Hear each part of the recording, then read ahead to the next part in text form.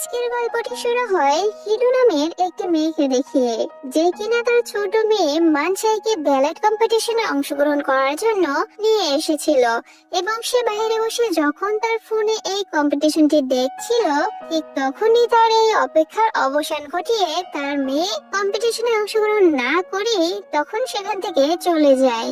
যেটা দেখে সে তার মেয়েকে ফোন করে অনেক বোঝায় কম্পিটিশনে ফিরে যাওয়ার জন্য, কিন্তু সে আর ফিরে আসে না। ঠিক এর পরের সিনে আমাদের দেখানো হয় মানসাই তার নানু বাড়ি চলে এসেছে, যেখানে সে নানু বাড়ি এসে তার মা ছোটবেলায় যে রুমে থাকতো সেই রুমে এসে থাকা শুরু করে। সেখানে ঢুকে সে তখন দেখতে পায় তার মায়ের ছোটবেলার অনেক অর্জনের মেডেল দেয়ালের মধ্যে সুন্দর করে টাঙানো রয়েছে। এমনকি সে ওখানে তখন একটা ডায়েরিও খুঁজে পায় যেটা তার মায়ের ছিল। এরপর সে যখন ওই ডায়েরিটা কিছুটা পড়ে তখন সে আন্দাজ করতে পারে যে এই ডায়েরিতে তার মা তার প্রাক্তন প্রেমিকের কথা লিখে রেখেছে। ঠিক তখনই গল্পটি 1998 সালের ফ্ল্যাশব্যাকে চলে যায়, যেখানে আমরা 18 বছরের একটি মিষ্টি মেয়ে হিডুকে তখন দেখতে পাই, যে কিনা একজন মোটামুটি লেভেলের ফেন্সিং প্লেয়ার ছিল এবং তার খুব পছন্দের একজন ফেন্সিং খেলোয়াড় ছিল ইউরিন। তাছাড়া সে তার অনেক বড় ভক্তও ছিল। এদিকে হিডু তাকে এতই পছন্দ করত যে বৃষ্টির দিনে সে নিজে ভিজে তার নিজের ছাতা ইউরিনকে দিয়ে দিত, যেন ইউরিন বৃষ্টিতে না ভিজে। এভাবে প্রত্যেক দিনের মতো স্কুল ছুটি হলে সে লুকিয়ে লুকিয়ে ইউরিনকে ফেন্সিং প্র্যাকটিস করতে দেখতো আর মনে মনে কল্পনা করত একদিন সেও নিশ্চয়ই ইন্টারন্যাশনাল প্রতিযোগিতায় ইউরিনের প্রতিদ্বন্দ্বী হবে। কিন্তু এদিকে তার এই স্বপ্ন যেন ক্রমশই দুরাশা হয়ে আসছিল, কারণ সেই সময় অনেক এশিয়ানদের আইএমএফ ক্রাইসিসের সম্মুখীন হতে হচ্ছিল। আসলে এটা তখন এমন একটা পরিস্থিতি ছিল যেখানে সরকার তাদের অর্থনীতিকে বাঁচাতে আইএমএফ থেকে অনেক লোন নিয়েছিল, কিন্তু ঠিক সময় লোন দিতে না পারার কারণে তারা তাদের বিভিন্ন কম প্রয়োজনীয় ক্ষেত্রকে বন্ধক রেখে লোনের টাকাগুলো উসুল করত, যার কারণে তখন অনেকের বিজনেস ব্যাংকও তখন রাফট হয়ে যায়। তাছাড়া অন্যদিকে হিডুর স্কুলও খুব শীঘ্রই তাদের স্কুলের খরচ বাঁচানোর জন্য ফেন্সিং ক্লাবটি বন্ধ করে দিচ্ছিল, যার কারণে তার খুব রাগ হয়। কিন্তু তার তো এখানে আর কিছু করারও ছিল না, তাই সে মন খারাপ করে তার কম্পিউটারের সামনে বসে সেখানে তার অনলাইন এক বন্ধুর সাথে এই ব্যাপারে কথা বলে। তখন তার বন্ধু তাকে সাজেস্ট করে ইউরিনের কলেজে ভর্তি হওয়ার জন্য, কারণ ইউরিন খুব দারুণ একজন প্লেয়ার ছিল, যার কারণে তাদের স্কুলের ক্লাবটি তখনও চালিয়ে যাওয়ার সিদ্ধান্ত নেওয়া হয়েছে। এই কথা শুনে হিডু তখন ডিসাইড করে সে কলেজ ট্রান্সফার করবে, যার কারণে সে পরের দিন সকালে তার মাকে এ ব্যাপারে বলে। কিন্তু তার মা কিছুতেই এ ব্যাপারে তখন রাজি হয় না, বরং আমরা এখানে তাদের কথা মাঝখানে তখন বুঝতে পারি তার মা আসলে একজন অ্যাঙ্কার। তার বাবা মারা যাওয়ার পর তার আর তার মায়ের মধ্যে সম্পর্কটা ঠিক আগের মতো আর জমে না, যার কারণে প্রতিনিয়তই যেন তাদের মধ্যে মনোমালিন্য লেগেই থাকে। যার কারণে এসব কিছু নিয়ে হিডু তখন রাগ করে বাসা থেকে বের হয়ে ইউরিনের স্কুলের তার কোচের সাথে কথা বলে এবং কোচকে বলে তাকে তাদের টিমে রেখে দিতে। কিন্তু এ ব্যাপারে তার কোচ তাকে বলে সে যদি স্কুল ট্রান্সফার হয়ে আসে তবে তাকে তাদের টিমে রাখা যেতে পারে। যা শুনে সে তখন খুব খুশি হয়ে যায় এবং চিন্তা করতে থাকে কিভাবে সে ওই স্কুল থেকে সাসপেন্ড হবে, যার জন্য তখন আমাদের দুষ্টু হিডু ওই স্কুল থেকে ট্রান্সফার হওয়ার জন্য নানা রকম আইডিয়া বানাতে থাকে। যার কারণে প্রথমে সে একটা মেয়ের সাথে ঝগড়া করে, কিন্তু তাতে কোনো লাভই হয় না। এই জন্য এরপরে সে দুটি স্কুলের মধ্যে হওয়া মারামারির মধ্যে তখন নিজেকে জড়িয়ে নেয় এবং সে নিজেই পুলিশকে ফোন দিয়ে ব্যাপারটা তখন জানায়, কিন্তু সে আর অ্যারেস্ট হয় না। যার কারণে এরপর লাস্টে সে চিন্তা করে যে সে ক্লাবে যাবে, কারণ সে এখনো অনেক ছোট, তাই ক্লাবে গেলে এখানে তার একটা চান্স আছে অ্যারেস্ট হয়ে স্কুল থেকে সাসপেন্ড হওয়ার। ঠিক এটা ভেবে হিডু তখন ক্লাবে চলে যায়। ঠিক সেই সময়ই হিডু ইউজিন নামক একটা ছেলেকে তখন সেখানে দেখতে পায়। এর আগেও সে ইউজিনকে তার বাসার সামনে নিউজ পেপার দিতে আর কমিক বুকসের দোকানে কাজ করতে দেখেছে। এখানে হিরো তার সম্পর্কে কিছু না জানলেও তার অনলাইন ফ্রেন্ডের সাথে ইউজিনকে নিয়ে কথোপকথনের মাধ্যমে তখন সব সে জানতে পারে, যেখানে তার পরিবারের সব সম্পত্তি ব্যাংকরাপ্ট করে নিয়েছে, যার ফলে তাকে তার সবকিছু ছেড়ে এসে তার গ্রামের বাড়িতে চলে আসতে হয়েছে।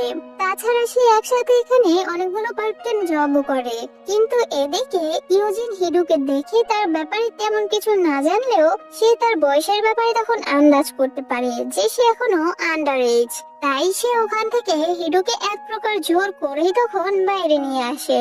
তাকে এভাবে নিয়ে আসার কারণে হিরু তখন ভীষণ রেগে যায়, কারণ ইউজিনের কারণে তার প্ল্যানটি তো ফেল হয়ে গিয়েছে। কিন্তু ইউজিন তাকে খুব শান্তভাবে তখন সবকিছু বোঝায়, যার ফলে হিরুর রাগটা তখন কিছুটা কমে যায়।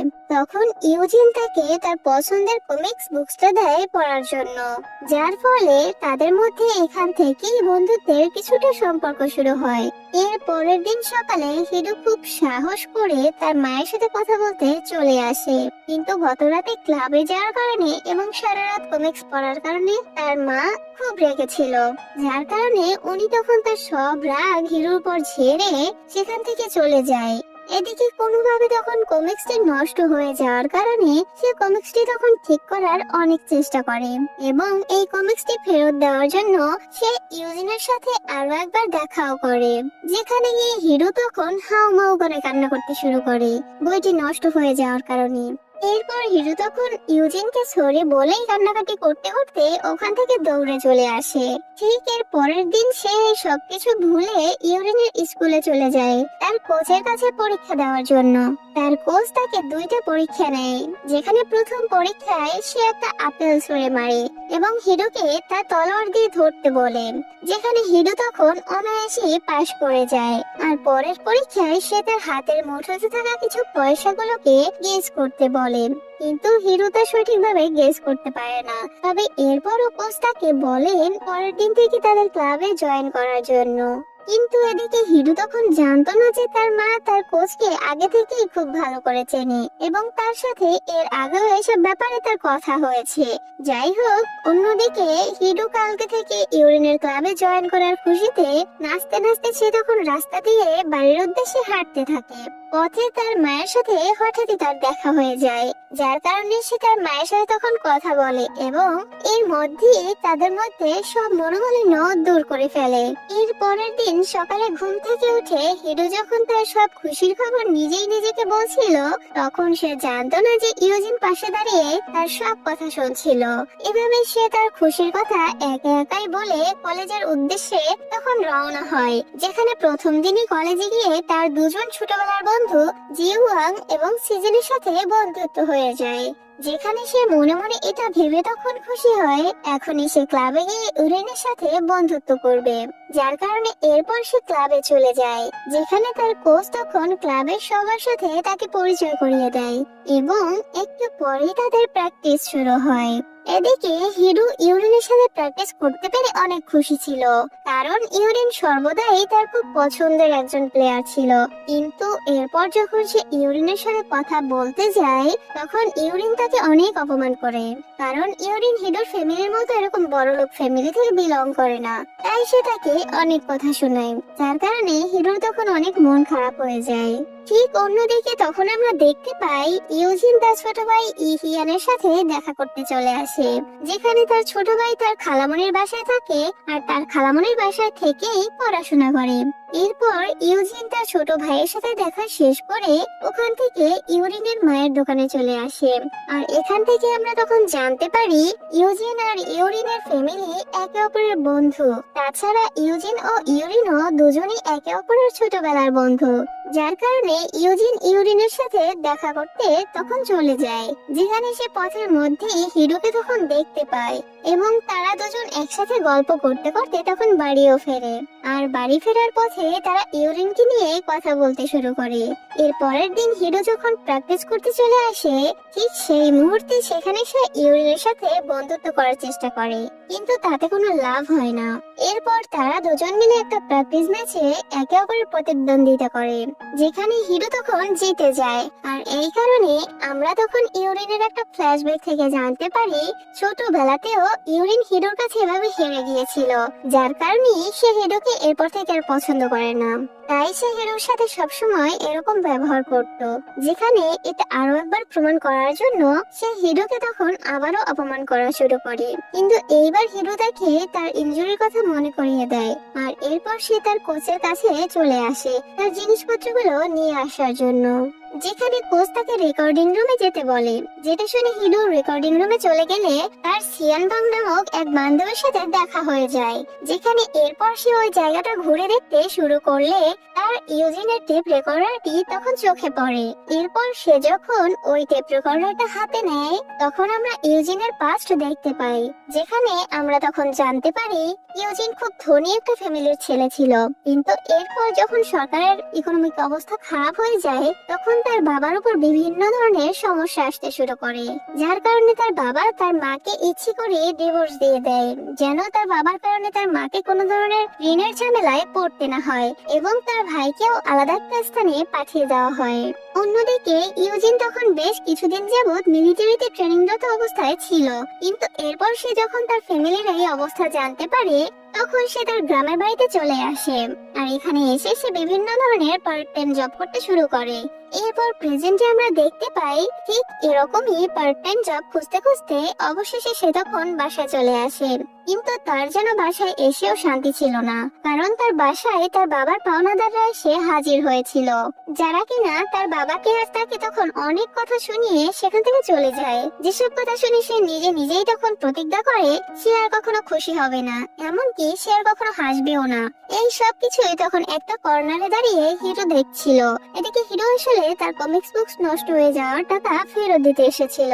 এদিকে ইউজিন তাকে না করলেও সে ইউজিনকে বারবার খুশি করার চেষ্টা করছিল, এবং এক পর্যায়ে সে তার মুড ঠিকও করে ফেলে, যার কারণে এরপর ইউজিন তাকে তার স্বপ্নের সব কথা বলতে থাকে, আর বলে সে আসলে নাসা যেতে চেয়েছিল, কিন্তু তার পরিবারের এই অবস্থার কারণে সেটা আর হয়ে উঠলো না।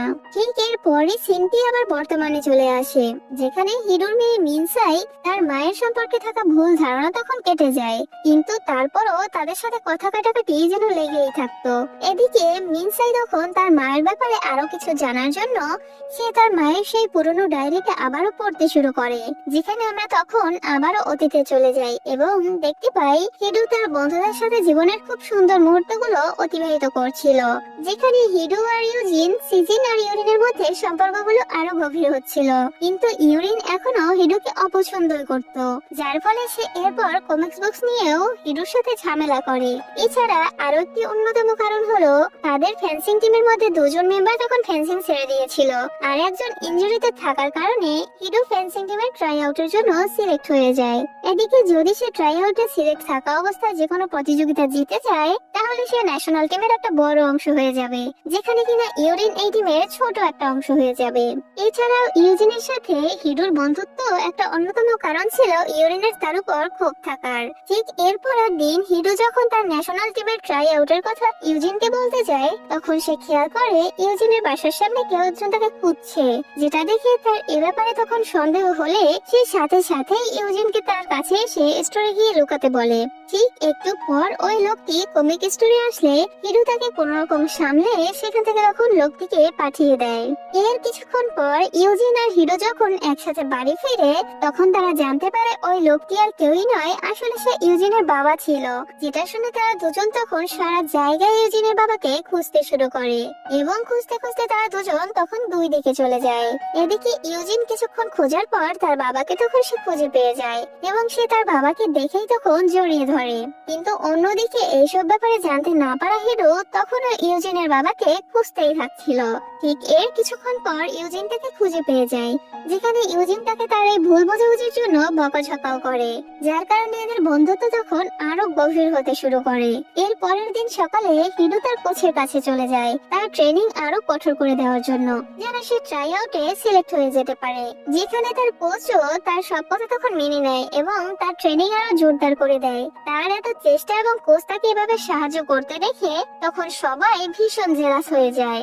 এরপর একদিন রাতের বেলা হিডো আর ইউরিন যখন প্র্যাকটিস করছিল, ঠিক এমন সময় তাদের এক সিনিয়র এসে তাদের অনেক বকাঝকা করতে থাকে, যেটা দেখে হিডো তখন অনেক রেগে যায়। এরপর সিনিয়র চলে গেলে ইউরিন হিডোকে তখন আবারও কথা শোনাতে শুরু করে, যার কারণে হিডো বরাবরের মতো তখন এবারও উদাস হয়ে পড়ে। যেখানে সে উদাস হয়ে তার বাসার দিকে তখন ফিরতে শুরু করে এবং যাওয়ার পথে সে ইউজিনের সাথে দেখা করতে তখন চলে আসে এবং তাকে বলে সে যেন ইউরিনকে এইটুকু বলে দেয় যে সে তার সাথে যা করেছে তা একদম ঠিক করেনি। কিন্তু ইউজিন তখন এ কথার কোনো রেসপন্স করে না। আসলে সে তাদের দুজনের কারোর সাথে আর কোনো মনোমালিন্য সৃষ্টি করতে চাচ্ছিল না। এসব দেখে হিরো তখন বুঝে যায় ইউজিন আসলে ইউরিনকে কিছুই বলবে না, যার কারণে সে তার মনে অনেক দুঃখ নিয়ে তার বাড়ির দিকে চলে যায়। বাড়িতে গিয়ে সে ইউরিনের সব পোস্টার তখন ছিঁড়ে ফেলে আর একটু পর সে তার অনলাইন বন্ধুর সাথে সব ব্যাপার তখন শেয়ার করে। আর তার বন্ধু তাকে বলে ইউরিন আসলে ভুল, আর এর সাথে সে তখন এটাও বলে ইউরিন তার সাথে কাজটা একদমই ঠিক করেনি। যা শুনে সারাদিন শেষে হিরো তখন একটু খুশি হয় যে অ্যাটলিস্ট কেউ তাকে তো বুঝছে। ঠিক এরই মধ্যে হঠাৎ তখন আমরা দেখতে পাই আসলে কম্পিউটারের পেছনে ইউরিন বসে রয়েছে, অর্থাৎ এই যে হিরোর অনলাইন বেস্ট ফ্রেন্ড সে আসলে ইউরিনই ছিল। ঠিক এর পরের দিন হিরো তার স্কুলে চলে যায়, যেখানে সে সিজিনকে ডান্স করতে দেখে, যেটা দেখে হিরো তখন সিজিনকে বলে প্লিজ প্লিজ প্লিজ তুমি আমাকে নাচ শেখাবে, কারণ হিরোর কোচ তাকে যে ট্রেনিং করতে দিয়েছিল তার একটা অংশে নাচেরও প্রয়োজন ছিল। যেটা শুনে এরপর সিজিন তাকে নিয়ে একটা গুপ্ত ঘরে চলে আসে এবং তাকে বলে সে তাকে ডান্স শেখাবে, কিন্তু তার বদলে তাকে প্রত্যেকদিন ইউরিনের ডেস্কে একটা করে ড্রিঙ্ক রাখতে হবে। যেটা শুনে হিরো এ ব্যাপারে তখন রাজি হয়ে যায় এবং সে প্রত্যেকদিন ইউরিনের ডেস্কে একটা করে ড্রিঙ্কস রাখা শুরু করে। এরপর হিরো যখন কোচের কাছে চলে যায় তখন তার কোচ তাকে সিনিয়রের সাথে ঝগড়া করার ব্যাপারটা নিয়ে বেশ বকাঝকা করে, যার কারণে সে এরপর তার সিনিয়রের সাথে যে ঝামেলা চলছিল তার সমাধান করে ফেলে। ঠিক এরপরই ইউজিনের সাথেও হিরোর মনোমালিন্য দূর করে তাকে আবারও বন্ধুত্বের হাত বাড়ায়। কিন্তু এদিকে ইউজিনের মন খুবই খারাপ ছিল, কারণ সে কোথাও কোনো পার্ট টাইম জব পাচ্ছিল না। তার মন খারাপ দেখে হিরো তার মন ভালো করার তখন চেষ্টা করে এবং এক পর্যায়ে সে সফল হয়ে যায়। আর এভাবে তাদের মধ্যে যেন বন্ধুত্ব আরো গভীর হতে শুরু করে, কিন্তু তাদের মধ্যে এক প্রকার বন্ধুত্বের থেকে বেশি যেন কেমিস্ট্রি তৈরি হচ্ছিল।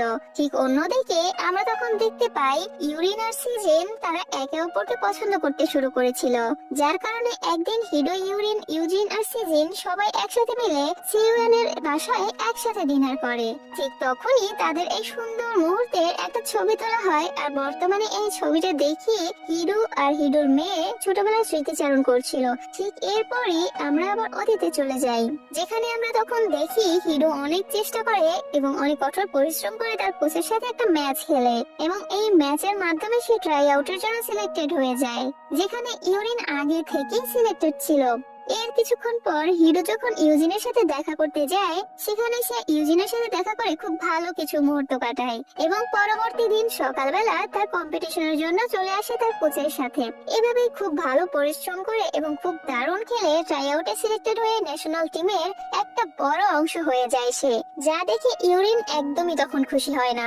এদিকে ন্যাশনাল টিমের একটা অংশ হতে পারায় হিরো তো অনেক খুশি ছিল, কিন্তু তার এই খুশি বেশিক্ষণ তখন আর স্থায়ী হয় না। সে কম্পিটিশন থেকে ফিরে এসে জানতে পারে ইউজিন কাউকে কিছু না বলেই কোথাও একটা চলে গিয়েছে। আসলে ইউজিন তার ভাইয়ের জন্য এসব কিছু করছিল। তার বাবা তার ভাইয়ের নামে নতুন একটা ব্যবসা শুরু করেছিল আবার, যেখানে ব্যবসার কোনো লাভ না হলেও তার পাওনাদাররা জানতে পেরে গিয়েছিল এই ব্যবসার ব্যাপারে, যার কারণে তারা তার ছোট ভাইকেও তখন জ্বালানো শুরু করছিল।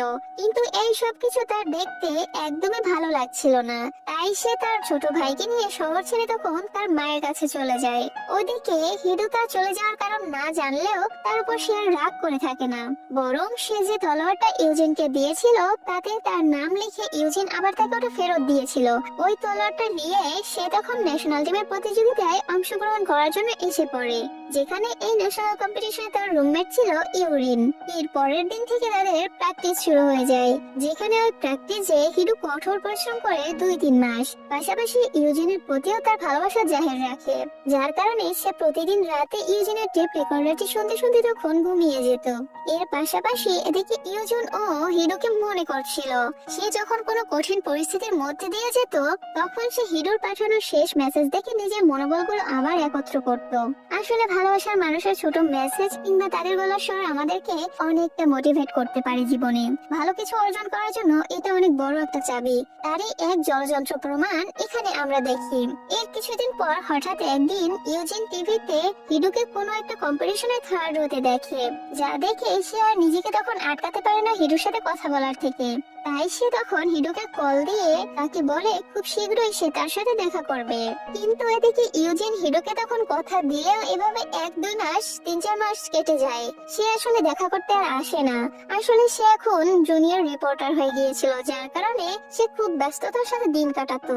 অন্যদিকে হিডো ন্যাশনাল ম্যাচে ব্রাউন আর সিলভার মেডেলও তখন জিতে নিয়েছিল, আর পাশাপাশি সে এশিয়ান গেমসের জন্য তার প্র্যাকটিসও চালিয়ে যাচ্ছিল, যা দেখে ইউরিনের কোচ ইউরিনের উপর অনেক প্রেসার ক্রিয়েট করতে থাকে, কারণ সে চেয়েছিল যে ইউরিন যেন ন্যাশনাল ম্যাচটা জিতে যায়।